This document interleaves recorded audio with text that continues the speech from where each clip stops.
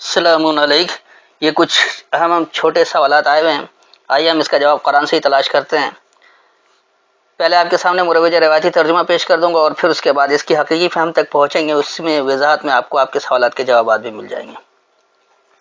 تو آج کے درس کے لیے جن آیتوں کا انتخاب کیا گیا ہے وہ سورہ الحج اور اس کی آیت نمبر 42 سے 48 تک، 22 کی 42 to 48۔ اور اگر یہ تمہیں جھٹلائیں تو ان سے قبل جھٹلایا نوح کی قوم نے اور عاد اور سمود نے۔ اب دیکھیے یہ اللہ آپ کو مثالیں دے کر بتا رہا ہے کہ کیا کچھ ہے۔ وَإِن يُكَذِّبُوكَ، اور اگر یہ تمہیں جھٹلا رہے ہیں، فقد کذبت، پس یقینی جھٹلائے گئے، قبلہم ان سے پہلے، قوم نوح و عاد و سمود، یعنی قوم نوح، قوم عاد اور قوم سمود نے بھی جھٹلایا تھا، اور ابراہیم کی قوم نے اور قوم لوط۔ اس کے بعد وقوم ابراہیم و قوم لوط، اور ابراہیم کی قوم اور لوط کی قوم۔ اس کے بعد اور مدین والوں نے اور موسیٰ کو بھی جھٹلایا، پس میں نے کافروں کو ڈھیل دی، پھر میں نے انہیں پکڑ لیا، تو کیسا ہوا میرے انکار کا انجام۔ واصحاب مدین، اور مدین والے ساتھی، وکذب موسیٰ، اور جھٹلائے گیا موسیٰ کو، فاملیت للکافرین، بس کیسے میری مہلت رہی انکار کرنے والوں کے لیے۔ ثم اخذتهم، پھر انہیں پکڑا، فکیف کان نکیر، پس کیسا ہوا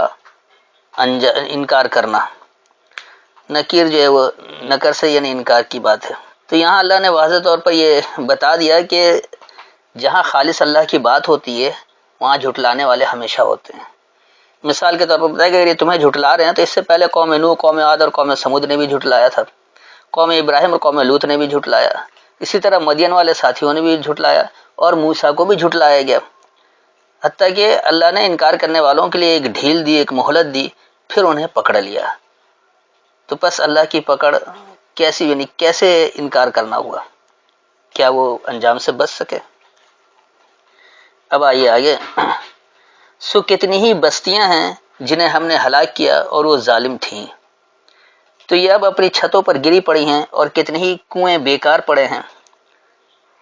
اور بہت سے گچکاری کے پختہ محل ویران پڑے ہیں۔ اب دیکھیے کیا واقعی اللہ کسی محل کی بات کر رہا ہے یا کنویں کی بھی بات کر رہا ہے؟ اس آیت کو اچھی طرح سے سمجھیں۔ فَكَأَيٍّ مِّن قَرْيَةٍ، پس کتنی ہی بستیوں میں سے، اہلکناہا، ہم سے اس کی ہلاکت ہوئی، وہی ظالمۃ، اور وہی ظالم ہیں۔ اللہ نے جو کسی بستی کو ہلاک کیا، جو اللہ کے قوانین کے تحت کسی بستی کی ہلاکت ہوئی،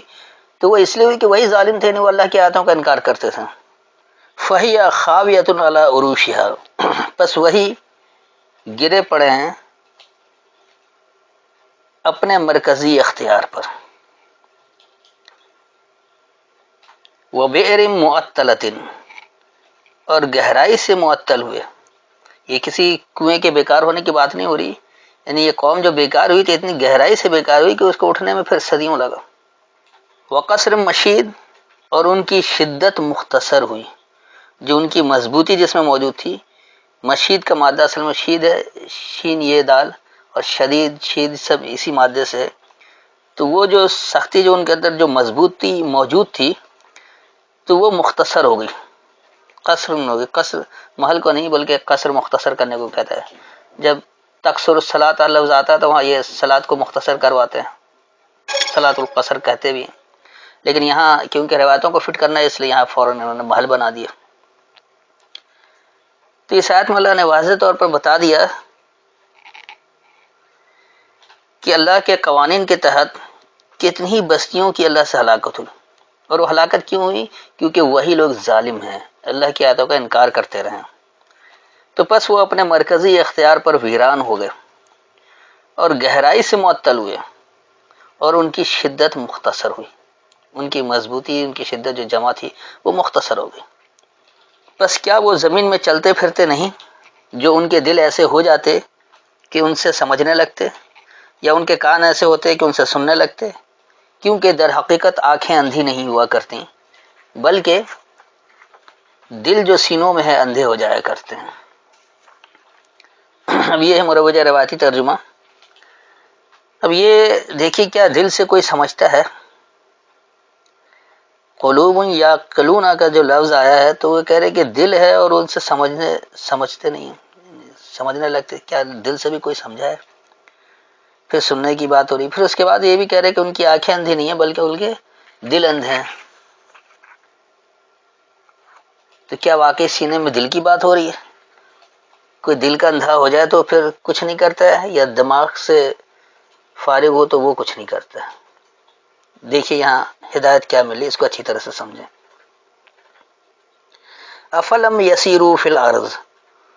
کیا پس نہیں وہ سیر کرتے زمین میں؟ فتکون لہم، پس تم ہو جاتے ان کے لیے، قلوب، پلٹنا ہے، یعقلون بہا، وہ عقل لیتے اس کی، او آذان یسمعون بہا، یا ضابطہ ہے وہ سنتے اس کو، فإنہا، پس بے شک یہ، لا تعمل الابصار، نہیں بصیرتوں کا اندھا پن ہے، ولیکن تعمل قلوب، اور لیکن پلٹنے کا اندھا پن ہے، التی فی الصدور، وہ جو کہ ان کے مرکزوں میں ہے۔ اس آیت میں اللہ واضح طور پر بتا رہا ہے کہ اگر تم نے اللہ کے احکامات کو سمجھنے کی کوشش شروع کر دی ہے، اللہ کی باتوں کو سمجھنا چاہتے ہو، اس کے مطابق اس کی فرما برداری اختیار کرنا چاہتے ہو، تو زمین میں سیر کرو، پھر تم دیکھو کہ تمہارے لیے پلٹنا ہے، کیا واقعی تم اللہ کے احکامات کی طرف پلٹتے ہو، اللہ کے احکامات کی فرما برداری اختیار کرتے ہو، تو ان برے نتائج سے بچ سکتے ہو، یا اسی برے نتائج کے حامل رہنا چاہتے ہو؟ تو یا عقلون بہا، اس سے عقل لو، اس کی عقل لو، اللہ نے کتاب میں عقل دے رکھی ہے، تو اللہ کی کتاب کو سمجھیں اور اس سے عقل لیں، یا جو ضابطہ اس میں دیا گیا ہے وہ اس کو سنیں صحیح سے، اللہ کے احکامات کو، اللہ کے ضابطے کو سمجھیں گے، سنیں گے تو اس پر عمل کریں گے۔ لیکن ہوتا کیا ہے کہ یہ تمہاری بصیرتوں کا اندھا پن نہیں ہے، اتنی واضح بات، اتنا واضح حکم موجود ہے، فرما برداری اختیار کرنے کا جو بہترین نتیجہ ہے خوشحالی والا، اور لا خوف علیہم ولا هم یحزنون والی کیفیت آ جائے، جس معاشرے میں خوف اور حزن غائب ہو جائے، اتنے عمدہ نتائج کو آپ حاصل نہیں کرتے اور اپنے بصیرتوں کا اندھا پن ظاہر کر رہے تھے۔ یہ آپ کی بصیرتیں اندھی نہیں ہیں کہ آپ اللہ کے احکامات کو سمجھ نہیں رہے، اس کے مطابق عمل نہیں کرنا چاہ رہے، جبکہ آپ زمین میں گھوم پھر کر دیکھ سکتے ہیں کہ جن لوگوں نے انکار کیا، جن لوگوں نے اللہ کی آیتوں کو جھٹلایا، ان کا انجام کیا ہوا۔ تو دراصل یہ آپ کی بصیرتوں کا اندھا پن نہیں ہے، بلکہ کیا ہے، ولیکن تعمل القلوب، اور لیکن پلٹنے کا تمہارا اندھا پن ہے، تم پلٹنے نہیں چاہتے ہو، تم جس ماحول میں رہ رہے ہو، جس نظام میں چل رہے ہو، جس معاشرے میں رہ رہے ہو، اس سے پلٹنے نہیں چاہتے، اس کو اچھا بنانا ہی نہیں چاہتے، اسے خوشحال بنانا نہیں چاہتے، جو جس حال میں وہ اسی طرح رہنا چاہتا ہے۔ اور یہ کیا کچھ ہے، یہ جو پلٹنے کا تمہارا اندھا پن ہے کیا ہے، التی فی الصدور، وہ جو کہ تمہارے مرکزوں میں ہے۔ اصل جو تمہارا مرکز ہے، تم نے جس کو بھی مرکز بنا رکھا ہے اتباع کر، تو مرکز اگر اللہ کی فرما برداری کو بناؤ گے تو اللہ کی کتاب مرکز ہوگی، لیکن کیونکہ تم نے اللہ کی نافرمانی اختیار کر رکھا ہے، اللہ کی کتاب کا انکار کرتے ہو، لہذا تم نے اپنا مرکز کچھ اور بنا رکھا ہے، یعنی اللہ کی کتاب کو چھوڑ کر غیر اللہ کی کتاب کو اپنا مرکز بنا رکھا ہے۔ تو غیر اللہ کی کتابوں کو جو مرکز بنا رکھا ہے تو اس کے ذریعے تم پلٹ نہیں سکتے، تم پلٹنا چاہتے ہی نہیں ہو، تم پلٹنے سے اندھے پن ہو، کیونکہ تمہاری بصیرتیں اندھی ہو گئی ہیں، تم آنکھ بند کر کے اپنے بڑوں کی، اپنے آبا و اجداد کی اتباع کرنا چاہتے ہو، کیونکہ ہمارے خاندان میں ایسا ہوتا رہا، ہمارا معاشرہ ایسا ہی رہا، ہمارے اکابر نے یوں کیا، ہمارے مسلک میں یہی ہے، ہمارے فقہ میں یہی ہے، ان سب باتوں کو لے کر یہ دنیا بھر کے انسان ہیں، عرب قوم ہے وہ نہیں سمجھ رہی، کیا اللہ صرف عربوں کا ہے کہ اس نے عربی زبان میں اپنی ہدایت کی کتاب دے دی؟ تو اللہ اس کو ہدی للناس کیوں کرے، لوگوں کے لیے ہدایت کیوں کرے، صرف عربوں کے لیے ہدایت کی کتاب کہتا ہے؟ تو یہ بات نہیں ہے، اس کو اچھی طرح سے سمجھ لیں کہ اللہ نے انسان کو جو زبان دی، اسی زبان میں اس نے اپنی ہدایت کی کتاب دی ہے، یہ کوئی عربی زبان نہیں، اللہ نے جس کو عرب کا ہے، عرب کا مطلب ہے انتہائی فصاحت و بلاغت،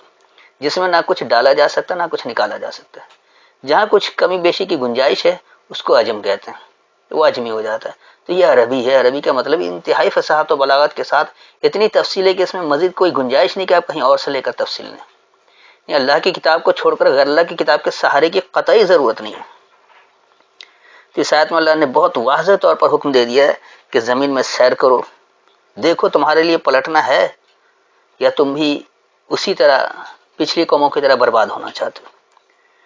تو اس کی عقل لو، اس کے ضابطے ہیں، اس کو سنو، تو تمہاری بصیرتوں کا اندھا پن جو ہے وہ پھر نہیں رہے گا،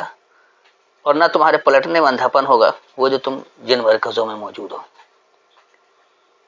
اس کے بعد آئیے اگلی آیت، اور وہ تم سے عذاب جلدی مانگتے ہیں اور ہرگز اللہ اپنے وعدے کے خلاف نہ کرے گا، اور بے شک تمہارے رب کے ہاں ایک دن 1000 سال کی مانند ہے اس سے جو تم گنتے ہو۔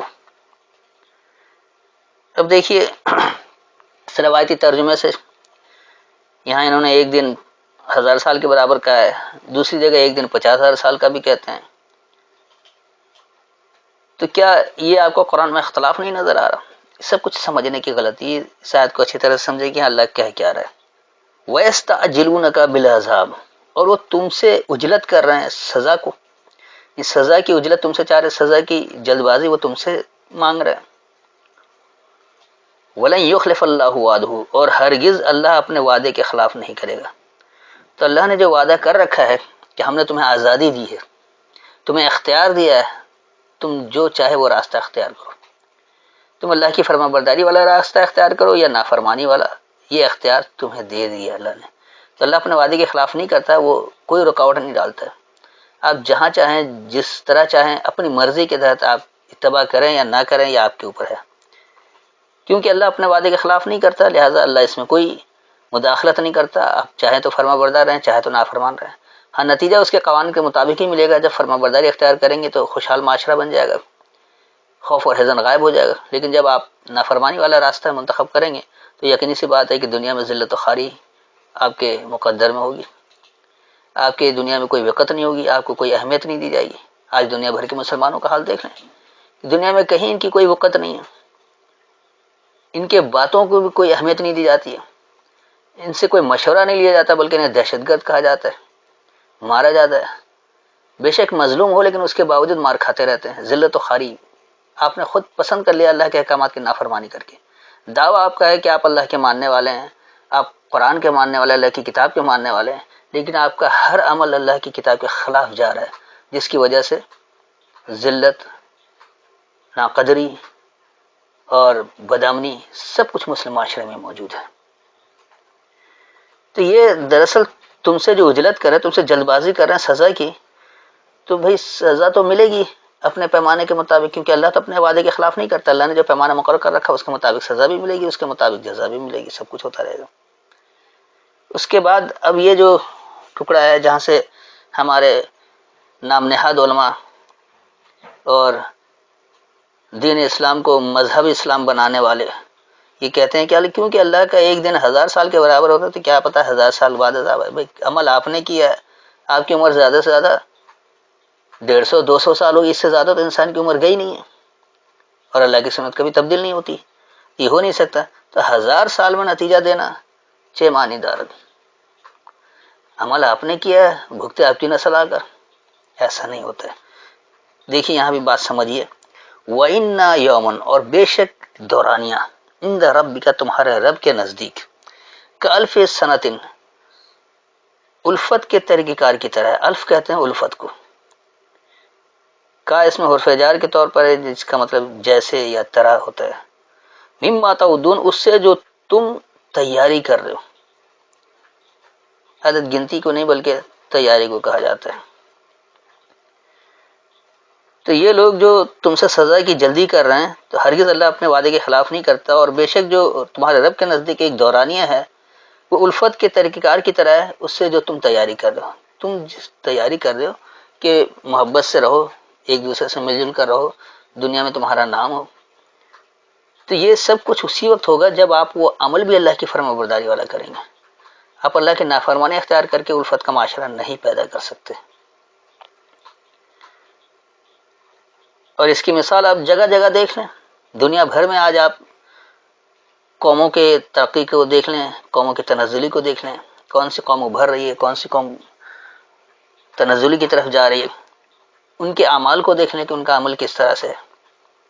اگر آج یورپی معاشرہ ترقی یافتہ ہو رہا ہے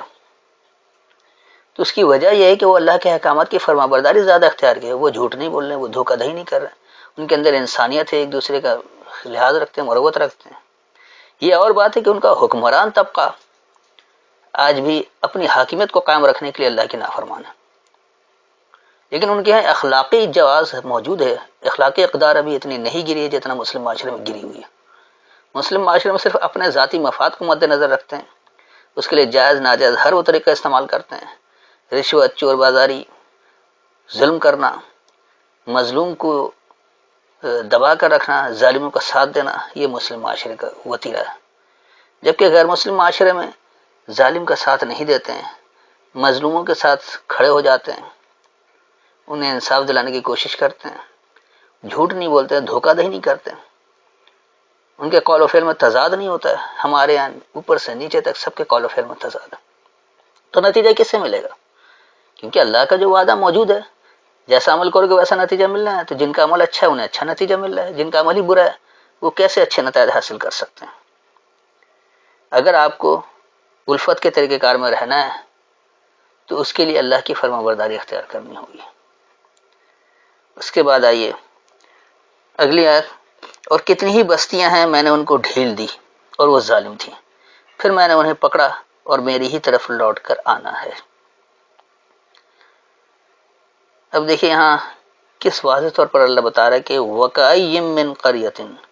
اور کتنی ہی بستیوں میں سے، عَمَلَيْتُ لَهَا،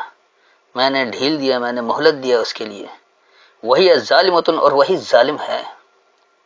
ثم اخذتها، پھر اسے میں نے پکڑا، وَإِلَيَّ الْمَصِيرُ، اور میری ہی طرف پلٹنے کا ٹھکانہ ہے۔ تو آپ آج بھی دیکھ لیں جو بستیاں ہلاکت کی طرف جا رہی ہیں، چاہے وہ عراق ہو، شام ہو، لبنان ہو، مصر ہو، فلسطین ہو،